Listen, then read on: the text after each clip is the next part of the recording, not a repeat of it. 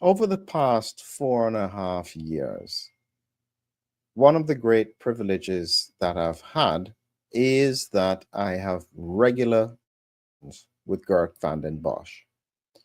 And it's always complex, it's always deep, but in reality, what he is doing is analyzing the science and trying to make sense of the complex.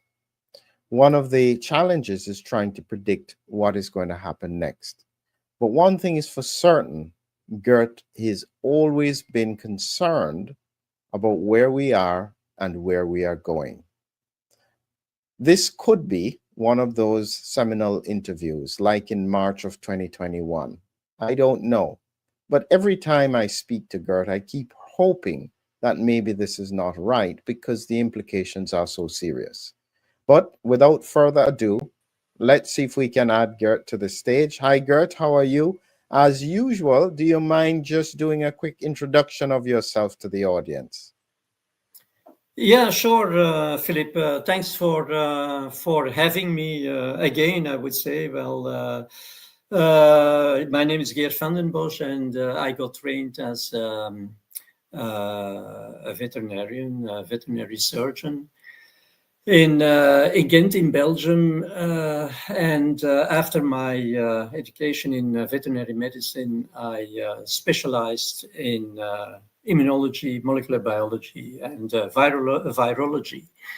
That was basically at the Robert Koch Institute in Germany, and then I went on to do a PhD in the German-speaking languages that is called habilitation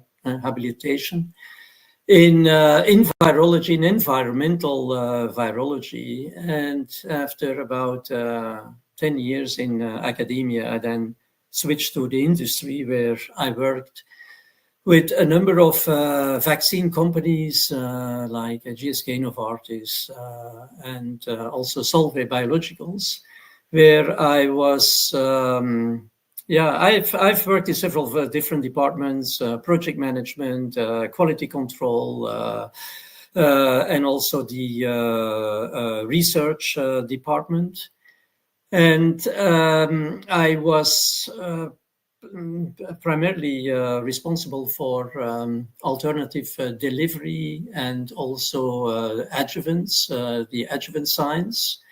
This is what I specialized in, I would say, GSK and also in Novartis. And then again, after about 12 years in the vaccine industry, I then moved to the Bill and Melinda Gates Foundation, was a senior program officer senior program officer in vaccine discovery. And I then also, after 3-4 years at the Bill and Melinda Gates Foundation, I founded my own company, which was specialized in new immunization methods based on natural killer cell activation. In the meantime, I also worked for Gavi, the Global Alliance for Vaccine Immunization. In Gavi, was there the senior program officer for Ebola. So this was back, I think, 10 years ago when we had the Ebola crisis in West Africa, and where I was involved in the interactions between the vaccine industry and Gavi, also WHO, with regard to the deployment of a vaccine against Ebola in those West African countries. And then finally the COVID pandemic came along, and I immediately realized that this was something serious with regard to a challenge for the vaccine industry. When I heard WHO was going to tackle this with recommendations for mass vaccination, I got immediately alerted. I had experienced some irregularities in terms of control management of viral infections by global health organizations that basically know some theory but have no clue about the practice of vaccinology.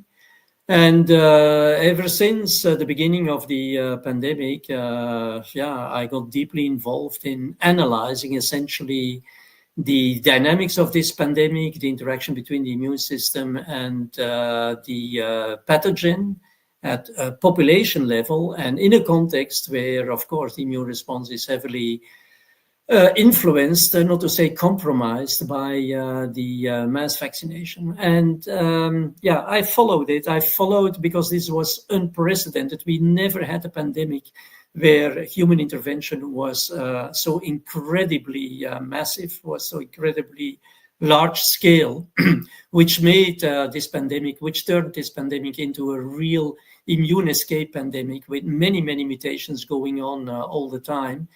And finally, I have recently put my thoughts together and put this in an article that now shows what will be, at least I'm very much convinced of, the end game of this pandemic, and how, in fact, there will be only one winner, which is nature, I would say. I stop there, Philip, because we still need to have some discussion on the different topics you would like to highlight. Over. Yes, so I think it's important to acknowledge here, Geert, that you have vast experience prior to the pandemic, and you have vast study, academic and observation-wise, during the pandemic. So it would be foolhardy for anyone listening to not at least take into consideration seriously your thoughts. And that's all I say to the audience. I know many people understand what I mean and they listen to you, but then there are a lot of critics out there who don't necessarily agree, not realizing that this is high-level stuff.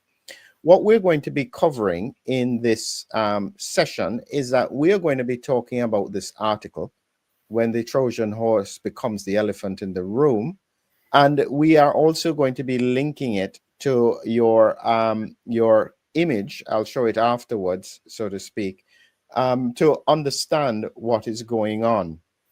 The first thing that I would say, and I've got this from a presentation I did about the imagining the Hivicron, which is your concept, is that this is what we are dealing with in terms of the Omicron related variants. It is a monster of, ongoing, new variants. This is just not stopping. And effectively, you seem to be saying that in the same way that we got an Omicron variant that just seemed to jump out of nowhere, we are going to have another variant just take a quantum jump to another phase where it will not only become infectious, but also highly virulent. Is that essentially what you're saying? Yeah, that is essentially what I'm saying, Philip. I'm always saying the element that is missing in most of the analysis and interpretations is the immunology. Because when you, and I will talk briefly about this Omicron jump and the Hivicron jump that I'm predicting. When you look at it at the beginning, before Omicron, the virus became more and more resistant to the neutralizing antibodies. But that kind of immune escape of the virus was what we call antigen specific. It was targeted at specific epitopes that were eliciting neutralizing antibodies. That's what we call antigen specific. When we had the jump of Omicron, the virus was doing something very spectacular because Omicron enabled the virus to have the vaccine breakthrough infections. And as a result of the vaccine breakthrough infections, we all of a sudden got immune responses that were much broader, remember that, global health authorities, etc., were crying victory, were excited, because not only were the vaccinees now protected against the circulating variant, but also against a number of other variants, right? Of course, I knew already, but people, this has now been documented, that those immune responses, also relatively broad, were less functional and were in fact promoting further immune escape. But that is not the point I want to make. The point I want to make is that here the virus all of a sudden expanded its arsenal of immune escape capacities by escaping the immune system in an antigen non-specific way. Because now there were immune escape mutations in epitopes that were much larger and that were shared amongst a number of variants and even other viruses. So it was no longer antigen specific, it was antigen non-specific. It was also, let's say, broadly cross-reactive. To go one step further, what the virus can still do is that it now can make immune escape not antigen non-specific, but non-antigen specific. So that means it can now, escape the immune response in a way that is no longer related to specific antigens. So when I'm talking about, for example, a virus that is adding some sugars on its surface, that can help the virus to completely bypass the antigen presenting process. The antigen presenting process, generally operated by antigen presenting cells, is what is stimulating B cells and what is stimulating T cells in ways that are antigen specific or maybe antigen non-specific. But there is still one major leap that the virus can take, and that will be, for me, Hivicron, where it can, if all this immune pressure that has been put initially by antigen-specific immune responses or by antigen non-specific immune responses, for example, broadly cross-reactive T-cell responses, and you know what this is, Philippe, because you are interested in autoimmunity. The broader you have these immune responses, and the more they are directed against also conserved epitopes, some of these epitopes may resemble self-antigens, you can get autoimmunity.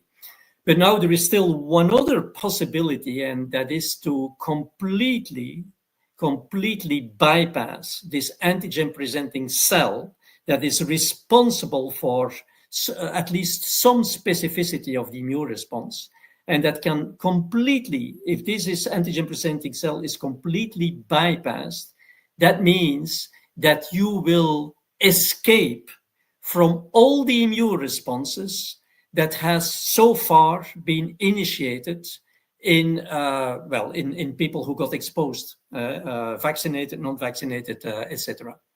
And I just wanted to jump in there a minute, Geert, yeah, because some of this is quite complex. So I'm trying to get my simple mind in place. The way I describe this virus, a key to your house, and it will open the door and it will go in. Okay. And when Omicron came along, because the vaccines then put kind of a lock on the front door, instead of going through the front door, it just climbs through the back window and it still gets in. You're almost saying that the new variant will just walk through the door where there is just no defense in terms of the immune response. The immune response no longer has the ability to respond when the new variant comes.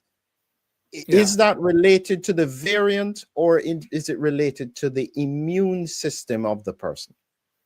It is related to the pressure that the whole population, you have to know, because of the mass vaccination, there is a kind of like a shared immunological landscape in a population. Not everybody has exactly the same immune responses, but there is a lot of common denominators. And that is putting the virus under pressure.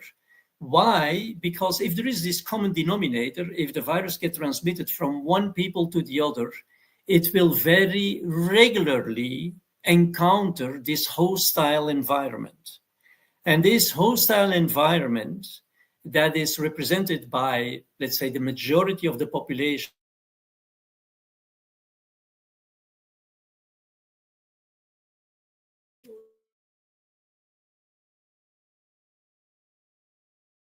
that is always mutating, of course, will variants that can thrive and have a fitness advantage in this hostile environment.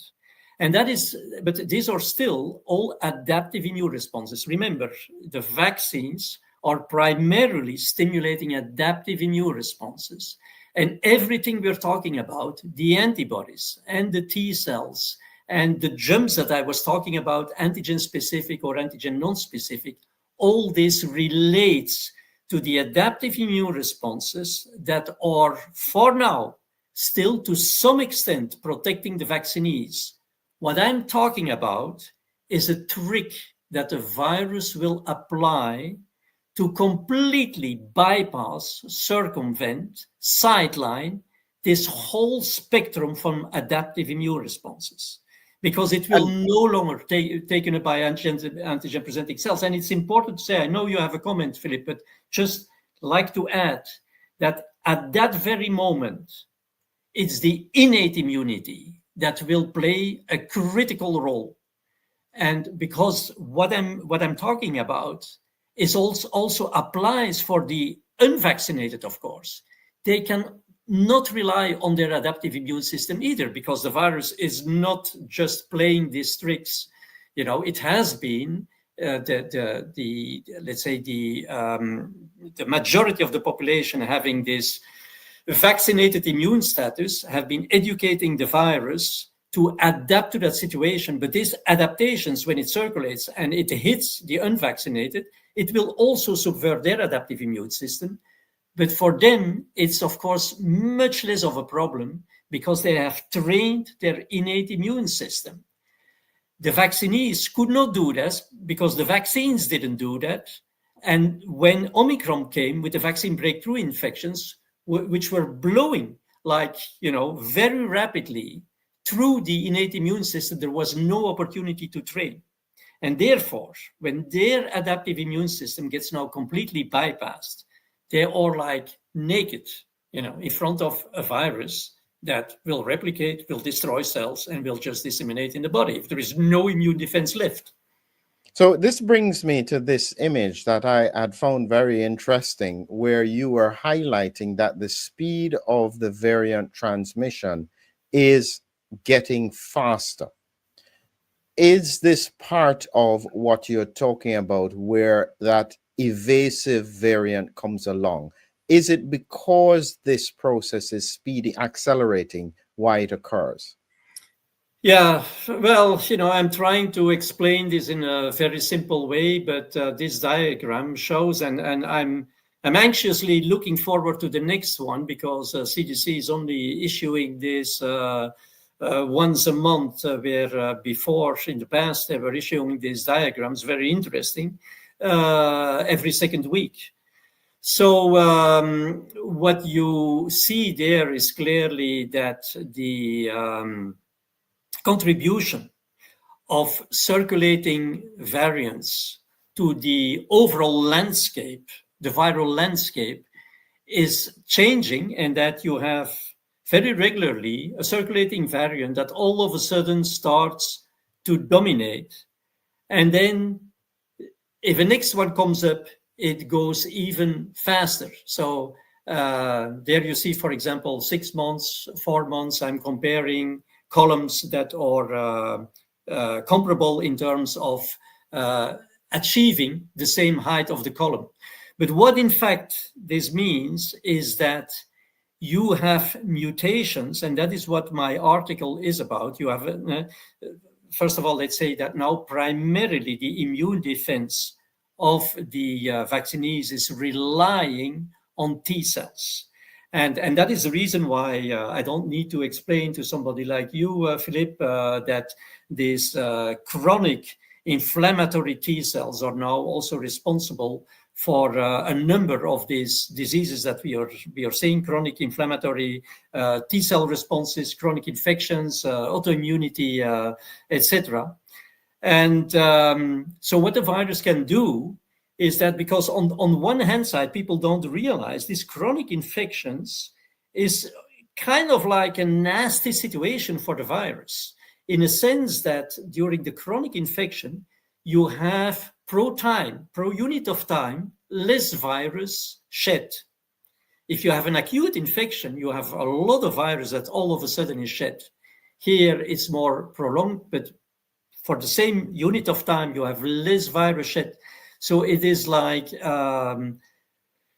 hindering transmission of the virus. So the more chronic infections you have, the more you have pressure on the transmissibility of the virus. So the virus needs to do something about this. And what it is doing right now is that it is mutating, it is incorporating mutations precisely in the epitopes that are responsible for stimulating T cells that have an antiviral effect by virtue of their antiviral cytokines that they are secreting.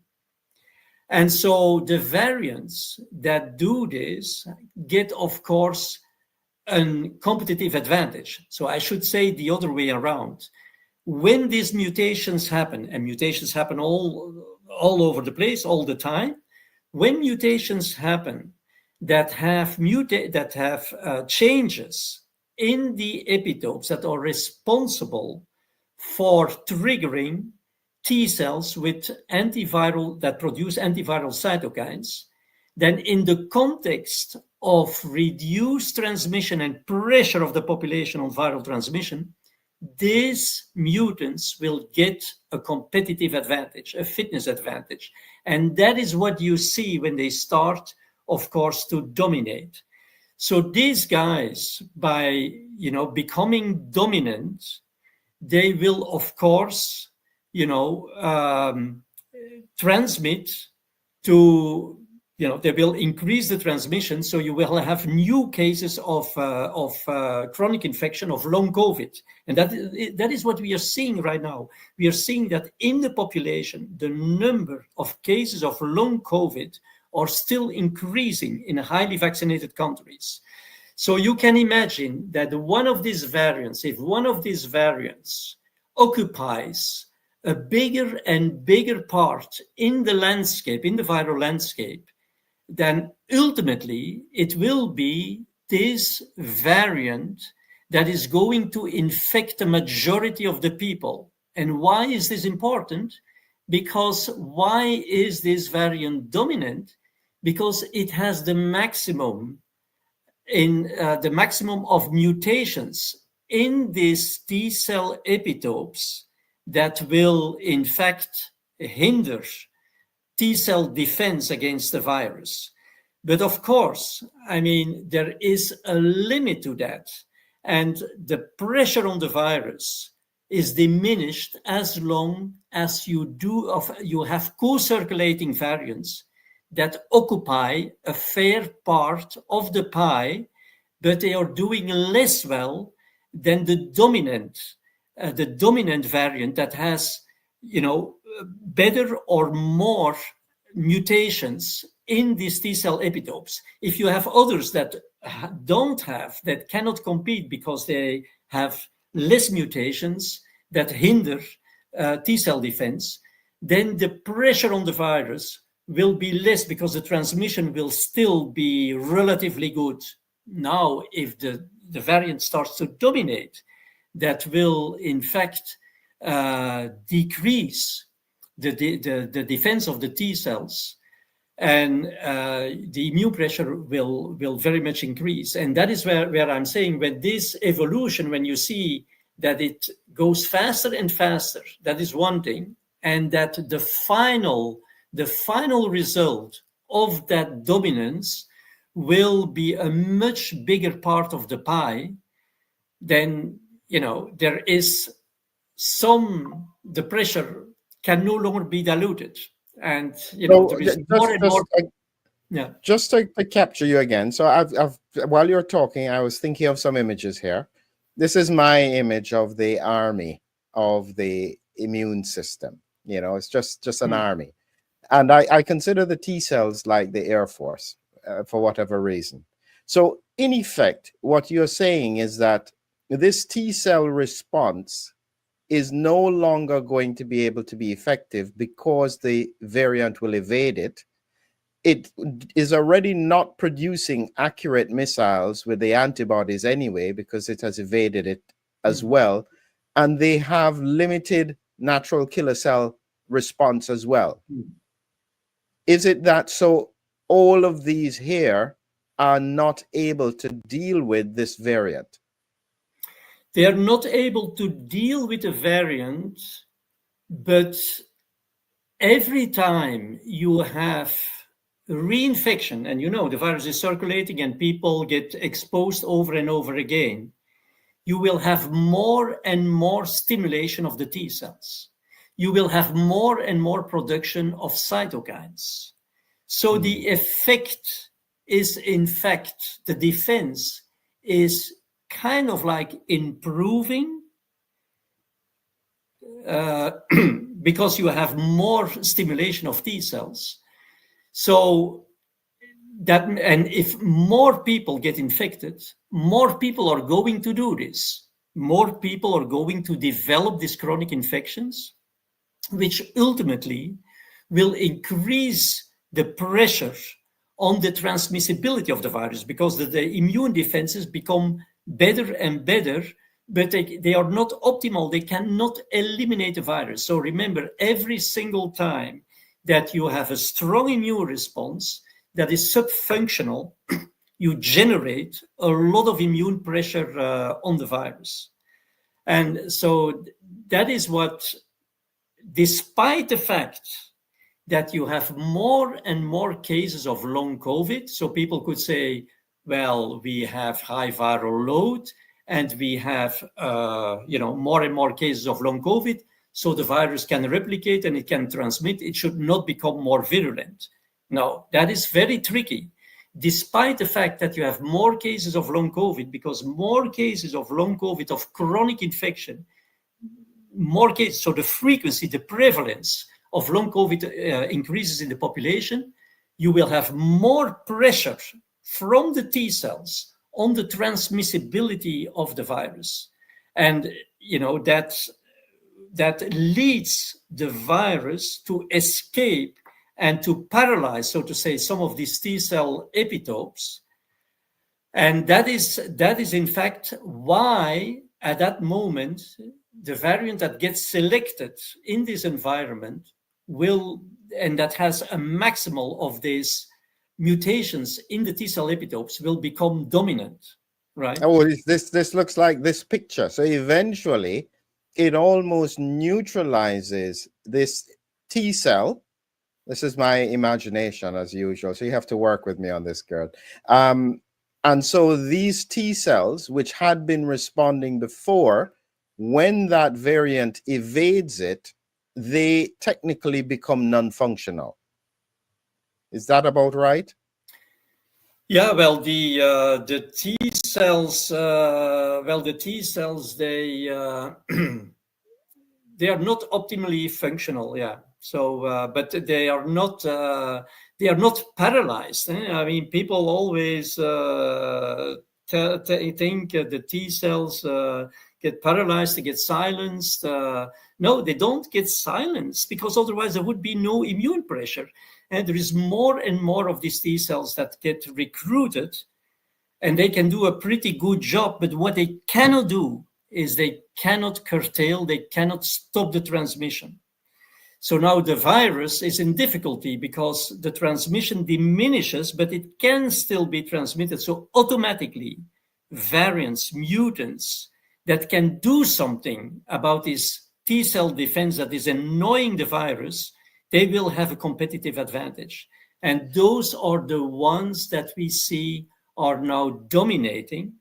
Unfortunately, WHO and all the mutation trackers are, in my humble opinion, completely missing the key part of the story, because they continue to sequence the spike protein and see whether there is differences between those variants in the spike protein, etc.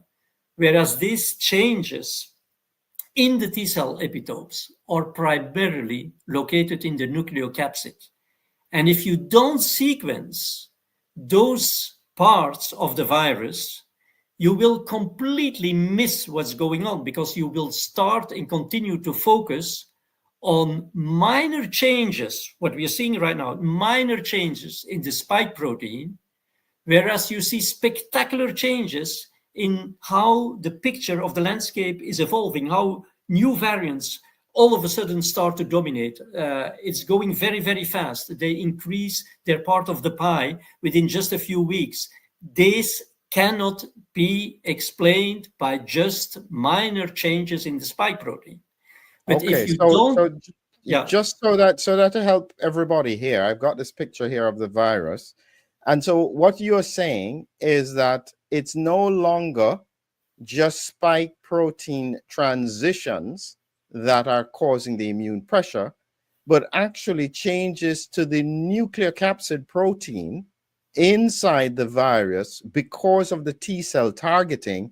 And this is what is increasing the risk of a Hivicron, because no longer is it just spike, but spike and nucleocapsid at the same time. Yeah.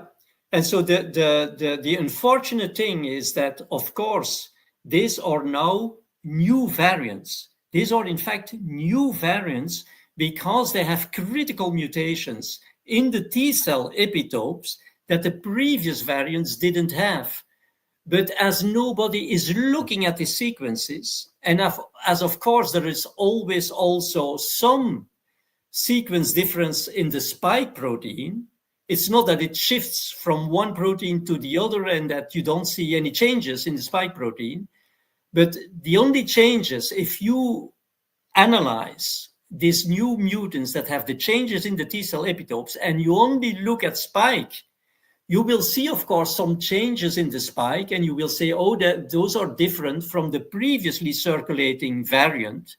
And so now all the increase in infectiousness and the dominance, etc., is, so to say, attributed to changes in the spike protein. You see what I'm saying? This is okay. Now I'm getting where you're going. This is a very important point. So you're completely missing the picture here. Yeah, so you are saying that the most critical changes that are occurring in these variants are actually in the nucleocapsid, which are T cell responsive, because you can't, only the T cells can target the nucleocapsid because they have to get inside the cell in order for them to be picked up. So because we're not measuring that, and because we're only measuring the changes on the spike protein, we are completely blind to the fact that this transition is occurring. Yeah. Right. No, I see. And so in effect, so the question would be then, even if they were measuring or studying changes to the nucleocapsid, would it be helpful at all?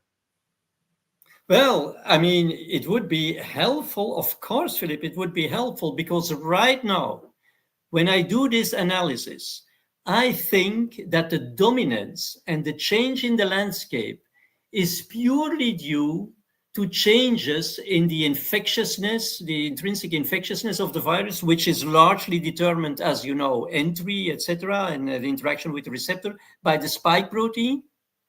And so I don't even realize that something is going on with the T cell epitopes. And therefore, if there is something going on with the T cell epitopes, it is because there is, some negative effect of these T cells on the transmission of the virus. Otherwise, the virus would not massively select these mutations in the T cell epitopes. So we are completely missing what this changing picture is coming from. And people are still saying, oh, yeah, this is the spike protein and there is some changes. And see, this one mutation is different from that one. This is so minor. The big picture that we have a whole series of new variants that have changes. Remember, in T cell epitopes that are normally highly conserved. Of course, the spike has also T cell epitopes, but these T cell epitopes are pretty variable because, they are often T cell epitopes for T helper cells that assist the production of antibodies that need also to be variable, the variability of the spike protein. But the T cell epitopes that are really conserved, these are primarily nucleocapsid. And I'm not saying that they are only looking at spike protein. To some extent, they look also at other proteins, but they only look at other proteins to the extent where they think, WHO and others, that it is important, for example, for resistance against neutralizing antibodies, for infectiousness, for certain clinical symptoms, etc. So they have a number of criteria that have to do with resistance to neutralizing antibodies, with infectiousness, with diagnostic, for example, and those proteins and those sequences will be analyzed. But they have no clue right now that there is incredible T cell activity. That's why we get this chronic inflammatory. This is due to the T cells. And that the virus, that it is a very nasty situation for the virus because the cytokines, antiviral cytokines, interferon gamma, etc., are produced like hell. I mean, the virus needs to do something about this or not going to survive. And what it is doing is that it is, in fact, damaging these T cell epitopes that will precisely trigger the T cells that are going to produce these antiviral cytokines and that to a large extent are situated in the nucleocapsid. So if you don't understand this, you have no clue what's going on right now. And you still think, oh yeah, the virus is changing a little bit of amino acids in the spike. And that is what explaining the whole thing.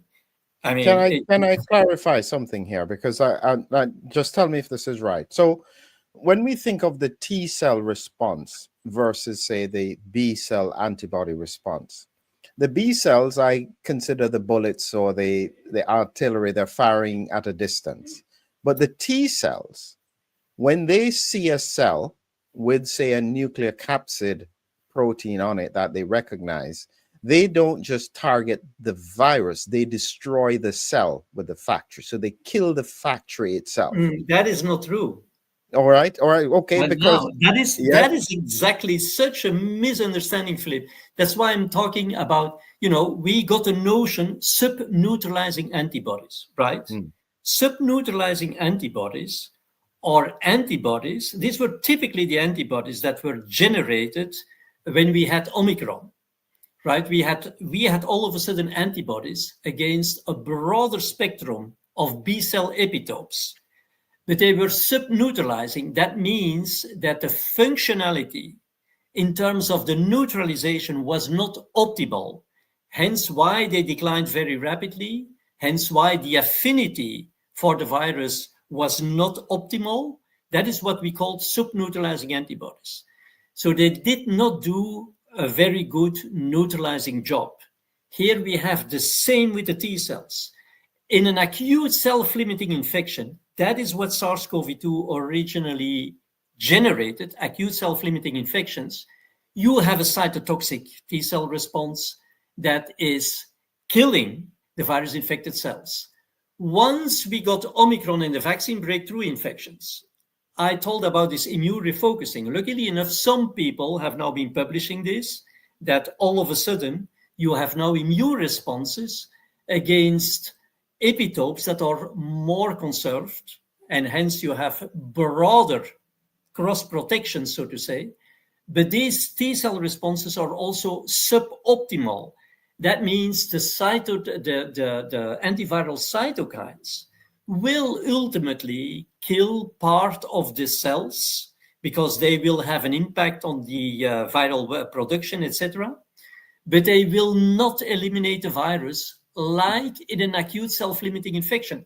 That is why we have these chronic infections, because the T cell activity is suboptimal. If it were optimal, you would not shift from acute self-limiting to chronic infections, right? So are these T cell responses still very much annoying for the virus? Yes, of course. They put the virus under pressure, they diminish infected transmission, but are they killing the virus? No. There is sufficient virus left that the transmission can continue. And, transmission continues. That means replication continues. That means mutation continues. That means there can be a selection of the more resistant, the most resistant variants. And those are precisely those who are going to make the T cell responses weaker. And that are the mutations we are talking about. So there is a lot hidden behind the graph that you just showed me, and that is not understood, and where everybody is looking at this, but nobody is trying to draw any conclusions, because they don't understand the immunology that is behind and the dangerous immune pressure that is increasing. Because at the end of the day, you have to understand, Philip, the picture that you're seeing at the end, the column on the very right, shows you that more and more the viral landscape is taken over by a variant that is doing a fairly good job in inhibiting these T cells epitopes to an extent that it has gotten a competitive advantage over the others, so to say. So that And just to clarify, which image are you talking about? This one? Yeah, this one, of course, this one. Yes. Where you see this is not blue. I don't know exactly what this color is on the right hand side. This one. Yeah, exactly. Well, that is the prediction or the forecast for the end of August. Yeah, we are already September. That's why I'm saying it's the annoying thing that they are no longer publishing this on a regular basis. But you see that to reach the height of that column on the left hand side, the yellow arrow. Do you see the yellow arrow? That yellow arrow has the same length as the yellow arrow 3 columns exactly. And so now you see how much time do I need, starting from the same level, orange, and the same level, this kind of gray-blue, to reach the same length for this arrow. And then you see in the first, it was 6 months, now it's only 4 months. And also the maximum column height that was achieved by the previous variant is the first arrow in yellow. You see the next column is diminished already. But here on the right hand, the second arrow on the right hand side, it's not going to diminish. You see what the forecast is it's going to further increase. So the increase is much more dramatic and it's much shorter. And so that will be increased to an extent where ultimately the whole population will be dominated by, I call this now a T cell epitope variant that is kind of like inhibiting the T cells to, give virus transmission a chance. But what will happen is that this dominating strain will infect more and more people. So you will have more and more chronic cases of long COVID, chronic inflammatory disease. You can follow this. You can monitor this. How, and I'm saying for sure, how the prevalence of chronic inflammatory T cells of long COVID is going to increase still. And when it does so many T cells are activated that the immune pressure on the virus increases. And if that concerns the one variant that has already a maximum of these mutations in the T cell, well, there is no other way for the virus than to use a completely different trick, like Omicron did in the past. There were more and more neutralizing antibodies, making life so difficult for the virus. The virus, all of a sudden did this Popeye trick, where all of a sudden a completely new kind of mutations occurred that enhanced infectiousness. Now, the only trick that the virus can apply here, it's no longer with the proteins. It's no longer with the B cells epitopes. We had this story with resistance to the neutralizing antibodies. Now we had almost a story with resistance to these T cells. The only thing it can now do is to completely bypass this whole array of all possible and impossible adaptive immune responses. And the only way it can do this is to bypass antigen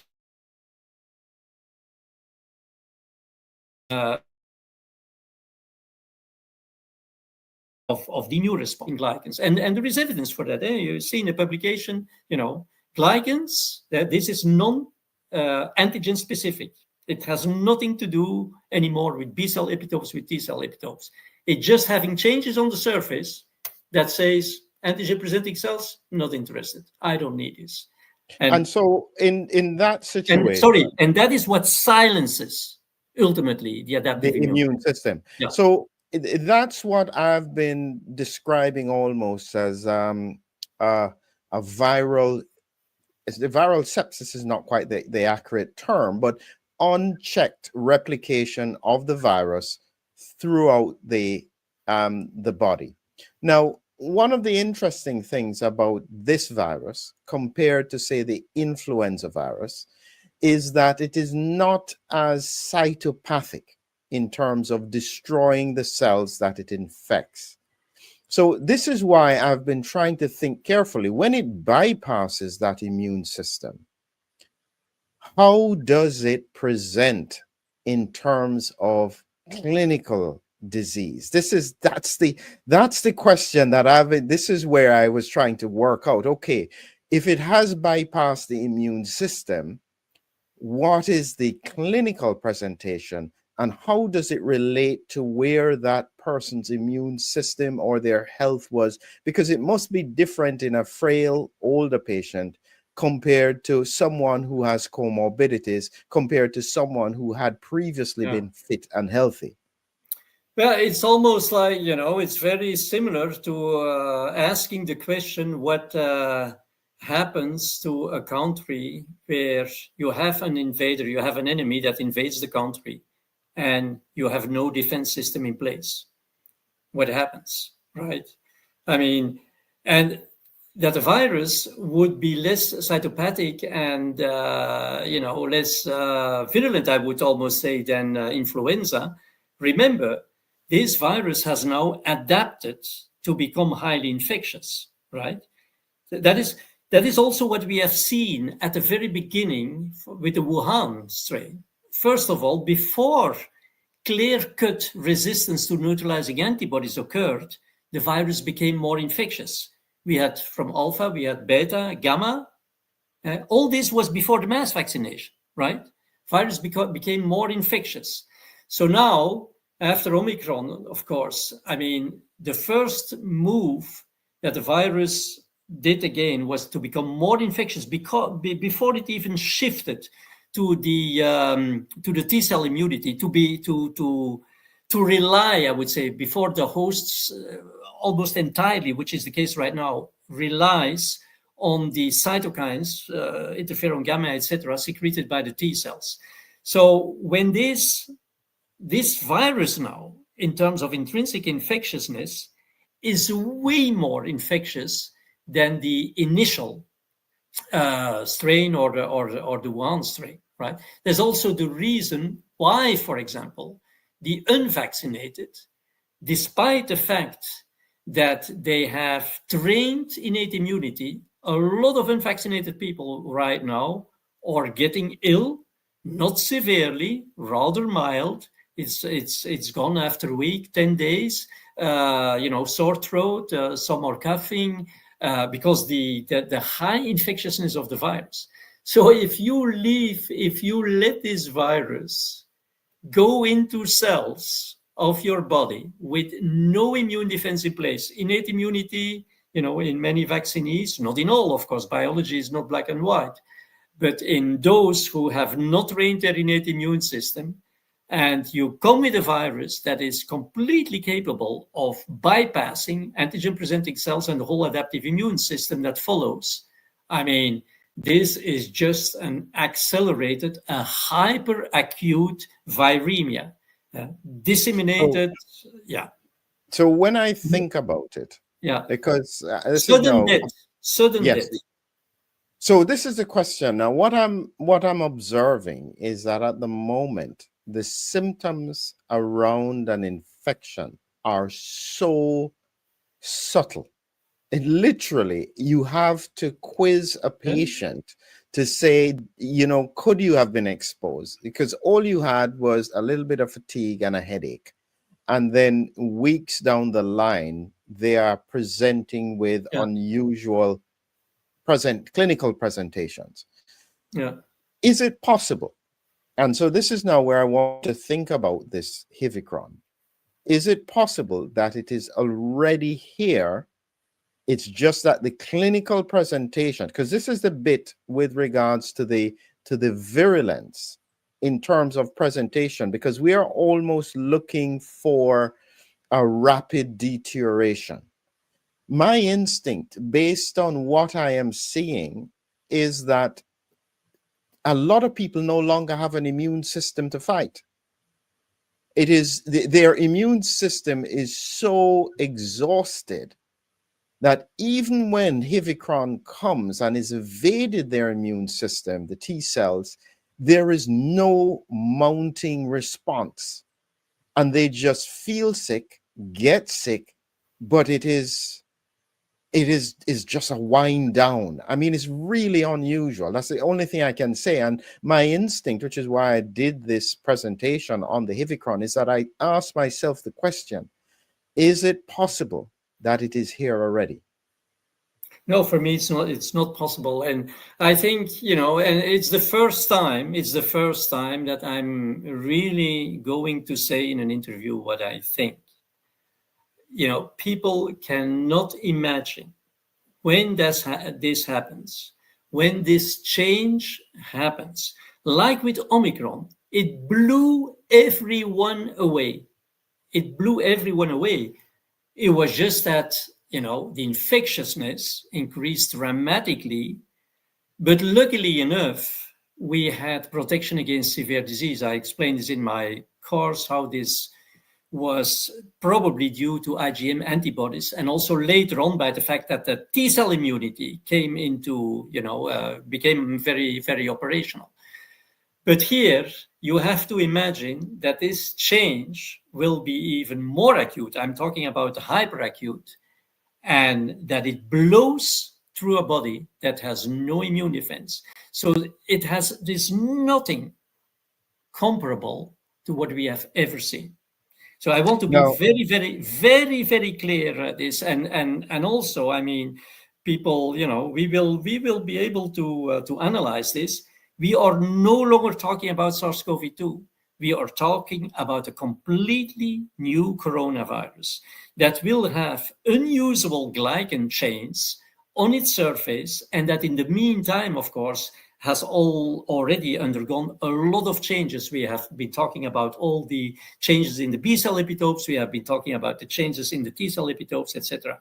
We are coming up with a completely new virus. But as I'm always saying, people will be caught by surprise, because if you hear experts talking right now about what the virus is doing, you see that in several countries, for us, to the extent that the data are still published and that monitoring is still done, you see an increase in the viral load in wastewater. And people say, wow, that is, the virus is transmitting and is propagating pretty well. So the more it is infectious and the more it spreads, the less it feels the necessity, that's their reasoning, to become virulent, right? And I'm saying, behind this high viral load And behind the increase in the cases of chronic infections and long COVID is hiding a tremendous immune pressure on the transmissibility of the virus. This seems contradictory, because you have high viral load, and you have a problem, the virus has a problem with transmissibility. Of course, because the vast majority of the viral load are cryptic variants. These are variants that individuals are producing, and many of them, because we have more and more cases of chronic COVID, so many are producing cryptic variants. Those cryptic variants are only sporadically detected because their number is so low, so to say, of one specific, and they are not transmissible because they don't share the commonalities that, for example, in the T-cell epitopes, that variants should be sharing in order to be transmissible. So a big chunk of what is detected in the wastewater is completely irrelevant for the understanding of the dynamics of the virus, because these are cryptic variants. And therefore, people think we have a high viral load, virus is spreading pretty well. Where does Vanden Bossche come with pressure on viral transmission? Look at this, it's fantastic. They're completely, missing the boat here, and it is complex. I'm the first one to say that it is complex. It's extremely misleading. Misleading. I want to pick your brain on something here, Geert, because as I said, I was really reflecting on the concept and the principle with regards to Hivicron. I came across a paper here, and in this paper, it was looking at, just as you described, a chronic COVID infection in an immune suppressed patient who was on medication for immune suppression. And what stood out to me was that from the initial onset of his infection to when he eventually died of respiratory failure was about 14 months. Okay. In this case, he clearly, because he was on a lot of immune suppression, so his immune system was not working properly. And so this is part of the question with this virus.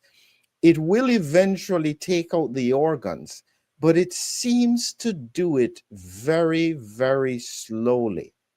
Do you think that the variant you are talking about is going to be more like that influenza kind of variant, very cytopathic, just destroying the cells that it infects, and therefore leading to severe viral disease in a short period of time? Yeah, of course, because the image and the publication you were showing, Philip, I mean, these are all kinds of mutations in epitopes that are not shared, that are not broadly shared, and that are individually different. The mutants that you will find in this patient who is chronically ill, underlying disease, immune suppressive therapy, and whatever, the mutants that you will find that this person will produce are very different from the mutants that another person in a similar situation will produce. The selection has been done intra-host, within the host, during the replication. What we are talking about are variants in epitopes that are shared, because those will have a transmission advantage because they are shared. This will be supported, their transmission will be supported by a large population, right? These are, in fact, not intra-host variations. One of the mutants that people like this immune-suppressed patient will produce, one of the many mutants is, for example, one that happens to have a mutation that is inhibiting cytokine-secreting T cells in a shared epitope, this mutation. And this one, because it is in a shared epitope, this one will have a selective advantage in the terms of the transmission, because it will, in a broad population, it will get this fitness advantage, and therefore it will replicate much, much faster. Exactly. you see, that is the diagram that we were looking at, how fast it goes. The mutants that we are looking at there are not the mutants that have the changes in the spike. Those are the ones that are now making changes, selecting mutations in conserved T cell epitopes that are shared amongst epitopes that are shared amongst several different variants. So when that happens, they get a transmission advantage in the population, not within the host, in the population. And this is supported by the entire population, by the shared immune status of the population. And then you see it goes very, very fast. And it will still go faster. I'm really curious to see the next diagram, if we will still get to see it. I don't know. But this is going fast, yes. So this is not comparable to intra-host selection of mutants that are individual species, the transmission of which is not supported by the collective immune status of highly vaccinated populations. And therefore, this takes, of course, a long time.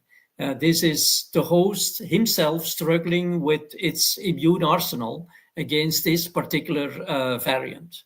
So this is a completely different situation. So yes, it will go fast because we are always talking about collective population level immune pressure on the virus. You know, I can only give the example, Philip, of Omicron. It happened overnight. Nobody was expecting this, right? And this time, for me, it will even be much faster, because what I'm saying is that when Omicron came, there was still immunity left.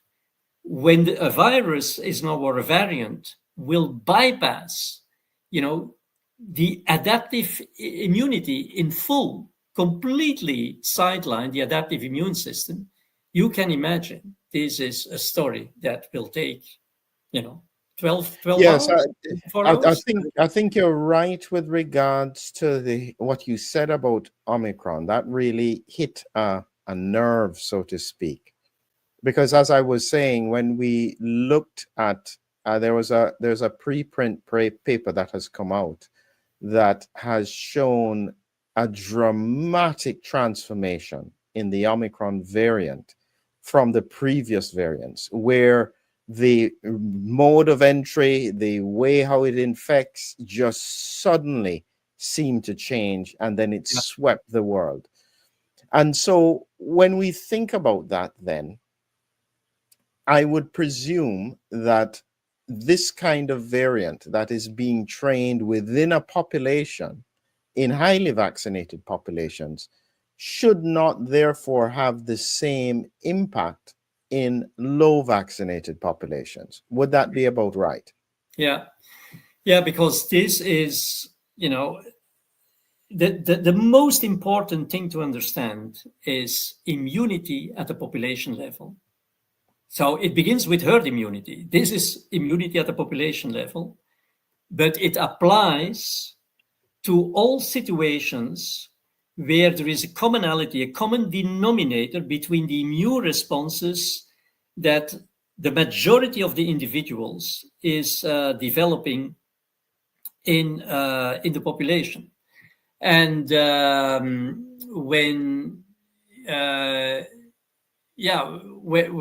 we consider the situation now in a highly vaccinated population versus unvaccinated people, you have to imagine that the virus that is circulating in highly vaccinated populations, as you were saying, has been trained or has adapted to the hostile environment. And if 80% of the people are putting pressure on transmission, that is a hostile environment.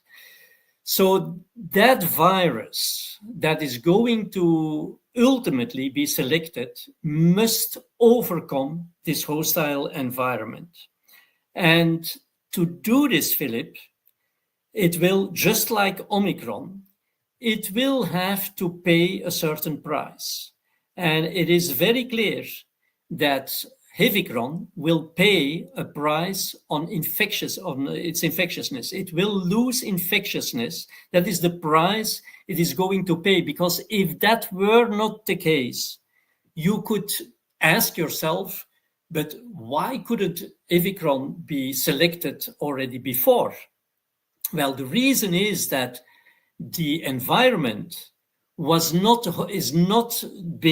far has not been hostile enough to select Hevicron, because if it were selected before, the price on infectiousness would be higher than the competitive advantage it would gain in that hostile environment. I don't know whether you understand what I'm saying. Yeah, So no, it I can think only be.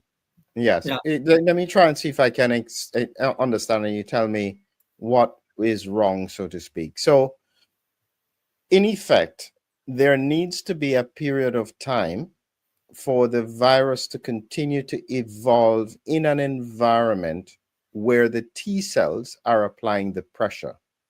And it therefore requires time for a variant that would evade those T cell responses to then appear. And it can only happen in an environment where this is happening consistently across the population. Is that Yeah. about right? Yeah, but don't say appear, you should say selected, because these mutants occasionally happen. They occasionally happen. So why are they not selected? Because in the current environment, the price they would pay, because of all these glycan changes, for example, the price they would pay in terms of infectiousness would be higher than the benefit they would have, the fitness advantage, in a less hostile environment. When the environment becomes more and more hostile, then this balance will change and the fitness advantage will be greater, even though the intrinsic infectiousness will diminish. And that is where comes in now the non or the unvaccinated. For the unvaccinated, the hostile environment doesn't play because they don't depend on this. They have their innate immunity. And the biggest enemy of innate immunity is a high level of infectiousness. That is why when the virus came in, Wuhan, for example, when you saw problems, for example, in regions where there was high infectious pressures, favelas, for example, slums, but also in our industrialized countries, where did you see these problems? In places where many vulnerable people were stacked together, like in elderly homes, nursing homes, etc. High infectiousness, innate immunity, has difficulty to cope with this. But now in the unvaccinated, the innate immunity got trained. And what I'm saying is that Hevicron will have to pay infectiousness. So it will become less infectious, in fact, in order to be able to develop these structures on the surface that will enable it to overcome the hostile environment. But that hostile environment doesn't play for the unvaccinated. For the unvaccinated, it will become less infectious. And that is why I'm even concluding in my manuscript, in my article, that I'm even very hopeful and positive for unvaccinated people with underlying diseases. Because if infectiousness diminishes, even though their innate immunity is a little bit weaker than those who were properly trained, they are better off than if they are confronted right now still with variants that are still have still a pretty high level of infectiousness. It's all So, complex Geert, and complicated. It's all connected. It's all, you have yes, to look at the virus and the immune system at the same time and the population. so Geert, as we close this out, what do people do with this kind of information? So if you imagine that a lot of people similar, when we think of it in March of 2021, truthfully, that interview that was seen by a million of people, they recognized to be cautious in the pandemic, and the majority of them held back when it was time for them to be targeted with a vaccination, and that's what they thought. What are they supposed to do now? Well, again, Philip, it's, I'm always saying if people have to bear one thing in mind, it is that the biggest issue is that we don't have herd immunity, which means that we cannot curtail, abrogate the transmission of the virus. And that, of course, we cannot stop immune escape, and that it will continue, and as we are currently seeing. So if you cannot stop this transmission, the only thing you could do is, of course, to kill the virus before it gets a chance to get into your cells. And to destroy everything, because there is no immune defense. So that is why I'm sometimes in a kind of mocking manner. I was saying what we need, in fact, is mandates for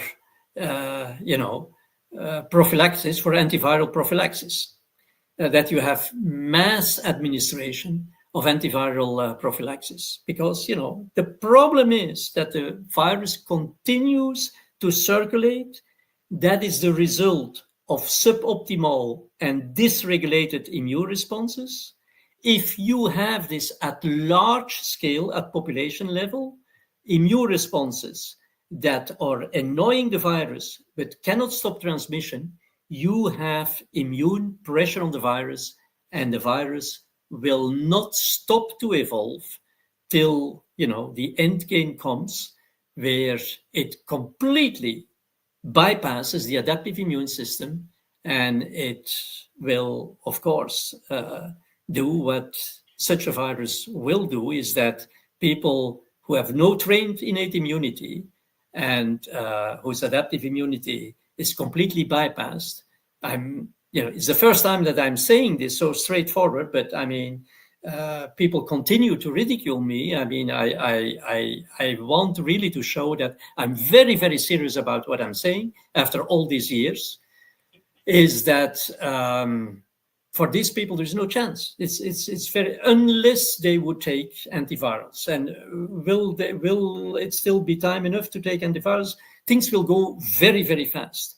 I'm talking about a hyperacute phase of the pandemic, a hyperacute course of individual disease, namely sudden death. The number of casualties will be incredibly higher than we would have seen if we would not have had the mass vaccination. But on the other hand, I'm also saying biology is not black and white, and we need to distinguish between people who have been confronted with the virus before they were vaccinated, people who only got partial vaccination, people, for example, who got vaccine breakthrough infections. I think the people who clearly got vaccine breakthrough infections and people who clearly develop long COVID, these are definitely the people who are at higher risk. People who got vaccinated, for example, one shot, who got exposed to the virus before, who got not very severe breakthrough infections, maybe just symptomatic like a number of unvaccinated did. I mean, I think it will be less dramatic. So there will be a gray zone, but let's not fool ourselves, for God's sake. And let's not think that this is just that nature is just going to move ahead with a more and more crippled population. It will not happen, because the immune pressure is still there. It continues to, increase, because we get more and more chronic infections, and the virus will adapt. And that is so clear in my head.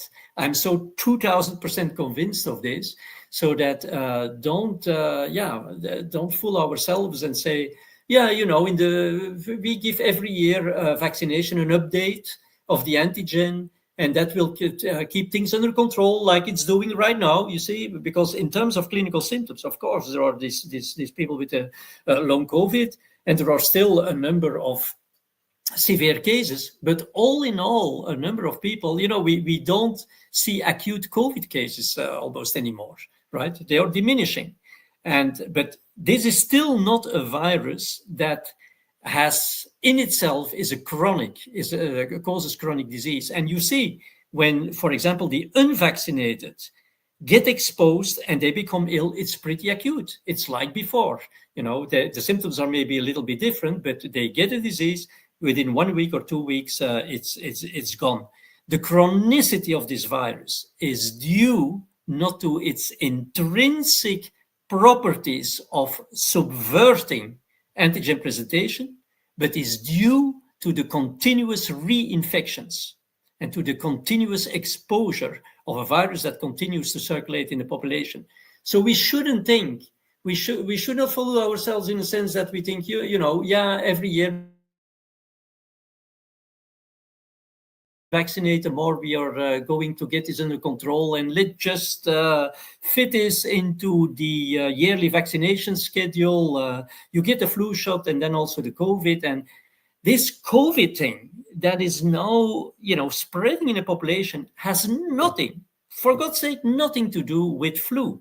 And people are saying, yeah, it's becoming endemic. Come on, endemic. You got 3-4 waves during summer. Have you ever seen this with an endemic virus? And on top, it's never reaching the baseline, right? But when the peak goes down, it's not going back to the baseline. So this virus continues, and the determining factor, it's not the temperature or climate change or whatever. It's the hostile immune environment of the highly vaccinated population. That is what determines the behavior of the virus. We could go on for hours, Philip, but yes, I realize this is some heavy stuff. And what I'll be doing is that I'll be reflecting on it and trying with some of my diagrams to try and break it down. But I take, as I said, for me, I take what you say as a risk mitigation strategy. The question is not whether it is right or wrong. The question is if it is possible. Let's look at it. Let's reflect on it. Let's try and see what can be done about it. And as you said, I agree with the fact that the ongoing circulation of the virus is unsustainable. Something has to give. And I in that sense, yes, the nature takes its course, because this becomes then a risk for the whole population, human and animal. It will not continue. So something has to change in order to stop this from happening. So chronic infection, as you were saying, circulation of the virus, continued circulation of the virus is not sustainable. What that means is that chronic infection, as we are now seeing more and more, is not sustainable because chronically infected people continue to shed and to sustain the transmission. And that is not sustainable. So we cannot have simply, continuing chronic infections. That is just not possible. And we have seen that even with vaccination, we have no influence on this. On the contrary, so many people, the highly vaccinated countries, it's exactly in those countries that we are seeing this steady increase in, chronic infections and chronic inflammatory diseases, right? Yeah. So thank you, Geert. As usual, heavyweight stuff. As usual, a lot of people have been waiting and asking for this conversation. I always end with the point, which is that I completely understand what you say. I can completely see the outcomes, but I keep hoping it never happens, because the outcome of that would just be horrific. But thank you again, Geert. And I'll just ask you to wait with me as we do our outro. Okay. All right.